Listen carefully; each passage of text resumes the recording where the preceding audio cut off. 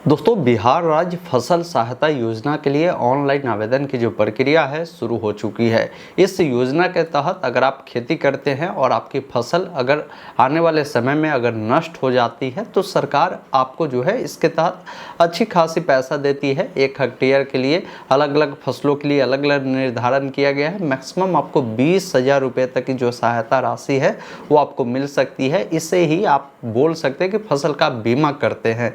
तो इसके लिए अभी आवेदन बिल्कुल निःशुल्क तरीके से शुरू की गई है। कैसे आवेदन करना है मैं आपको इस वीडियो में स्टेप बाय स्टेप प्रोसेस बताऊंगा और भी जो डिटेल जानकारी है अपने स्क्रीन पर चलकर बताऊंगा।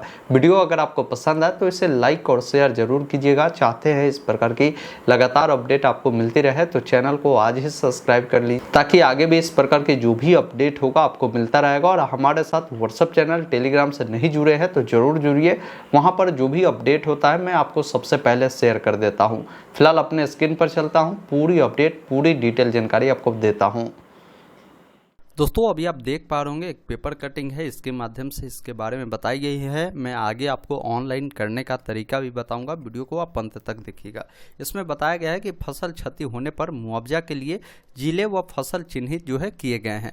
इसमें बताया गया है कि बिहार राज्य फसल सहायता योजना के लिए फसलों को अधिसूचित करते हुए चिन्हित कर दिया गया है किस जिले में किस फसल की क्षति होने पर फसल सहायता की जो लाभ है वो मिलेगी। इसे नोटिफाई कर दिया गया है। नोटिफाई जिले में फसलों के 20% तक नुकसान होने पर 7500 रुपये जो है मिलेगी। अधिकतम 2 हेक्टेयर के लिए आपको इसका बेनिफिट मिलेगा। मतलब क्या है कि अगर किसी जिला में 20% से कम अगर फसल आपकी नष्ट होती है तो 1 हेक्टेयर के लिए आपको गवर्नमेंट जो है 7500 रुपये सरकार आपको देगी। अधिकतम आपको 2 हेक्टेयर का बेनिफिट मिलेगा तो मतलब आपको 15,000 रुपये की बेनिफिट मिल जाएगा अगर आपका फसल 20% से कम नष्ट होते हैं तो। इसके अलावा बताया गया है कि 20% से अधिक अगर किसी का फसल नष्ट होता है तो वैसे स्थिति में 10,000 रुपये प्रति हेक्टेयर के हिसाब से मिलेगा। अधिकतम 2 हेक्टेयर के लिए 20,000 रुपये आपको दिए जाएंगे। मतलब क्या है कि 20% से अगर अधिक फसल आपकी नष्ट होती है तो 1 हेक्टेयर के लिए 10,000, 2 हेक्टेयर मैक्सिमम 20,000 रुपये की आप बेनिफिट जो है आप ले सकते हैं। इसके लिए आप सभी को क्या है कि किसान रजिस्ट्रेशन होना जरूरी है। 31 अक्टूबर तक आप इसके लिए आवेदन कर सकते हैं। ध्यान आपको ये देना है कि बिहार के जितने भी जिले हैं जिसके तहत 534 प्रखंड है, इसके तहत जो है नोटिफाई किए गए हैं। जो लोग धान और भदई के लिए आप बिहार के किसी भी जिले से आवेदन कर सकते हैं। लेकिन कुछ ऐसे फसल है जो फसल यहाँ पर बताया गया जैसे सोयाबीन है, ये बेगूसराय, समस्तीपुर, खगड़िया यहाँ के लोग इसके लिए अप्लाई कर सकते हैं। वही अगहनी जो आलू होते हैं इसके लिए पूर्णिया, पूर्वी चंपारण, बांका, इसके अलावा कटिहार, गया, भागलपुर, सुपौल, भोजपुर, पश्चिमी चंपारण, मधुबनी, पटना और सिवान के लोग इसमें नोटिफाई जो है वो किए गए हैं। वही अगहनी बैगन जो होते हैं इसके लिए समस्तीपुर, वैशाली, गया, पूर्वी चंपारण, पश्चिमी चंपारण, कटिहार, पूर्णिया, किशनगढ़, सुपौल, बेगूसराय, पटना, बांका जिला को जो है इसमें चिन्हित किया गया है। वही अगहनी जो टमाटर होते हैं इसके लिए समस्तीपुर, वैशाली, गया, भोजपुर, पटना जिले को जो है इसमें चिन्हित किए गए हैं। इसके अलावे देखेंगे अगहनी जो गोभी होता है इसके लिए समस्तीपुर, वैशाली, कटिहार, सुपौल, मधुबनी, पूर्वी चंपारण, पूर्वी और पश्चिमी चंपारण, मधेपुरा, बांका, किशनगंज, पूर्णिया, ये सब जिला जो है इसके तहत चिन्हित किए गए हैं। तो ये आपको ध्यान रखना है कि हमने आपको बता दिया कि फसल कौन कौन से है तो कौन कौन से जिला को इसमें बेनिफिट मिलेगा। अब इसके लिए ऑनलाइन अप्लाई करना है तो गूगल में ऑनलाइन अपडेट STM लिखेंगे, यह वेबसाइट मिलेगा ऑनलाइन अपडेट STM.in का। और सरकारी योजना में आप देखेंगे बिहार फसल बीमा योजना मिलेगा। यहाँ अगर ना मिले तो आप सर्च बॉक्स में भी लिखेंगे फसल बीमा लिखकर आप जैसे ही सर्च करेंगे तो आपके सामने ये आर्टिकल आ जाएगा बिहार फसल बीमा का, जिस पर क्लिक कर पूरी जानकारी आप यहाँ से समझ सकते हैं, जिसका लास्ट डेट 31 अक्टूबर तक रखी गई है। आप इसके लिए अप्लाई जरूर कर लीजिएगा। अप्लाई करने का लिंक मैंने यहाँ पर दिया है। ऑनलाइन अप्लाई के सामने आपको क्लिक करना है, आप डायरेक्ट इस वेबसाइट पर आ जाएंगे। यहाँ पर देखेंगे बिहार राज्य फसल सहायता योजना हेतु खरीफ 2024 के लिए आवेदन मांगे गए हैं, जिसमें आपको अपना किसान रजिस्ट्रेशन संख्या दर्ज करना है और सर्च वाले विकल्प पर क्लिक करना है।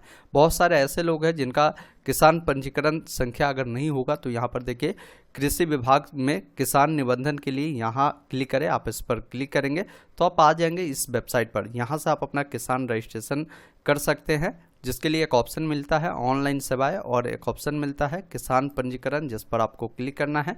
अपना किसान रजिस्ट्रेशन OTP के माध्यम से, बायोमेट्रिक के माध्यम से आप कर सकते हैं। जो भी किसान रजिस्ट्रेशन नंबर आपको मिलेगा उसे यहाँ पर फिल कर आप सर्च करेंगे।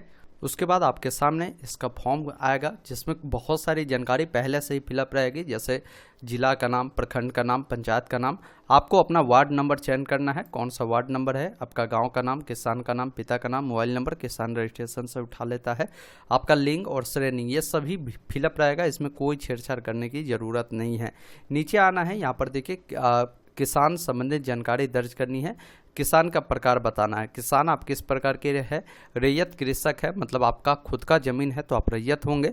गैर रैयत के तहत वो आते हैं जो किसी अन्य लोगों का जमीन जोतते हैं, वैसे लोग भी अप्लाई कर सकते हैं। तो आप अपने अकॉर्डिंग जानकारी को चुनेंगे। उसके अलावा भूमि का प्रकार आपको बताना है। यहाँ पर आपको रैयत भूमि रहेगी क्योंकि आपने रैयत कृषक चुना है। वही आप गैर रैयत यहाँ पर चुनते हैं तो फिर यहाँ पर भूमि का प्रकार आपका गैर रैयत हो जाता है, ये ध्यान आपको रखना है। अब यहाँ पर देखेंगे खोजे के प्रकार में आपको 2 ऑप्शन मिलते हैं। आप कंप्यूटरीकृत जमाबंदी संख्या से अपनी डिटेल खोज सकते हैं, या अगर आपने LPC बनाया है तो LPC नंबर से भी खोज सकते हैं। अब बहुत सारे ऐसे लोग हैं जिनको कंप्यूटरीकृत जमाबंदी पता नहीं है, तो इसके लिए एक लिंक इन्होंने दिया है कि आप इससे पता भी कर सकते हैं। आप इस पर क्लिक करेंगे तो आपके सामने ये वेबसाइट खुलेगा और देखिए थोड़ा सा आपको समय देना होगा। वेबसाइट जैसे ही खुलेगा तो आप जिला बताएंगे, जिस जिला में आपकी ज़मीन हो, जिस अंचल में ज़मीन हो, आप उसे डालने के बाद प्रोसीड करेंगे और यहाँ से जो भी आपका मौजा होगा उससे आप यहाँ से चयन करेंगे। उसके बाद आप इसे कैसे खोजना चाहते हैं, भाग वर्तमान से, रैयत के नाम से, खाता संख्या से, या प्लॉट नंबर से, जमाबंदी संख्या से, तो मल्टीपल ऑप्शन हैं। आप जिस भी माध्यम से खोजना चाहते हैं वो आप यहाँ से चयन करेंगे। कैप्चा कोड को डालेंगे, सर्च पर क्लिक करेंगे। आपके सामने रैयत का नाम, खाता संख्या, सारा डिटेल आएगा। आपको देख लेना है कि जिनका आप निकाल रहे हैं उन्हीं का यहाँ पर डिटेल शो कर रहा है। तो आपका जो भी कंप्यूटरीकृत जमाबंदी संख्या होगा उसको यहाँ से क्या कर सकते हैं, आप इस प्रकार नोट कर लेंगे और यहाँ पर अपनी जानकारी को आपको फिल करना है और ज़मीन विवरण जोड़े वाले विकल्प पर क्लिक करना है। उसके बाद ये ऑटोमेटिक जो है ज़मीन का खाता संख्या, खसरा संख्या, रकबा ये उठा लेता है। अब इसमें आपको बतानी है कि मतलब जो आपका ज़मीन है उसका थाना नंबर कितना है, इसमें जो भी आपने बुआई किया है खेतों में वो कितना डेसिमल में किया। जैसे धान अगर आपने किया होगा तो धान आपने कितना डेसिमल में किया है।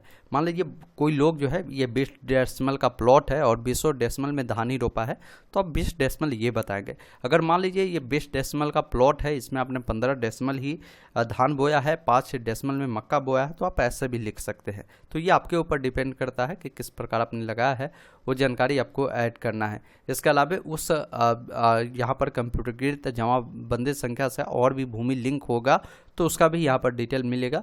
आपको इसमें भी बताना है कि आपने क्या बोया है, वो जानकारी आपको फिल करने की आवश्यकता होगी। तो मैंने जो जमाबंदी संख्या डाला है इससे देखेंगे 4 मेरा प्लॉट का यहाँ पर डिटेल खुला है, तो मैंने चारों में धान ही बोया है, तो मैं इन सब में जो है वही डिटेल फिल करूंगा जितना भी धान बोया है। उसके बाद इस चेक बॉक्स पर टिक करेंगे। ये जो कैप्चा कोड आपको मिल रहा है उससे आपको फिल करना है और एक ऑप्शन मिलता है सुरक्षित करे का, जिस पर क्लिक करना है। उसके बाद इसका जो प्रिंट आउट है आपको निकाल कर रख लेनी है। यहाँ पर अभी आपको कोई डॉक्यूमेंट देने की आवश्यकता नहीं होगी। कारण क्या है, क्योंकि जब आपकी फसल नष्ट होती है उस समय आपको कुछ डॉक्यूमेंट जो है अपलोड करने की आवश्यकता होती है। अभी आपने इसके लिए आवेदन कर दिया, अब आवेदन होने के बाद इसका प्रिंट आउट आपको सुरक्षित रख लेना है। बाकी जब भी फसल आपके ज़िला में नष्ट होती है, आपके ब्लॉक में नष्ट होती है, तो उस समय आपके ज़िला का, आपके पंचायत का, आपके ब्लॉक का आकलन किया जाता है और उसके अकॉर्डिंग पता लगाया जाता है कि कितने प्रतिशत कौन से ज़िले में फसल नष्ट हुई है, उसके अकॉर्डिंग ही आपको पैसा आपको दिए जाते हैं। तो आगे जो भी अपडेट होगा मैं आपको ज़रूर अपडेट कर दूंगा। चैनल को सब्सक्राइब कर बेल आइकन को ऑल पे सेलेक्ट कर रखिए ताकि हर एक अपडेट आपको समय पर मिलता रहेगा। धन्यवाद। जय हिंद।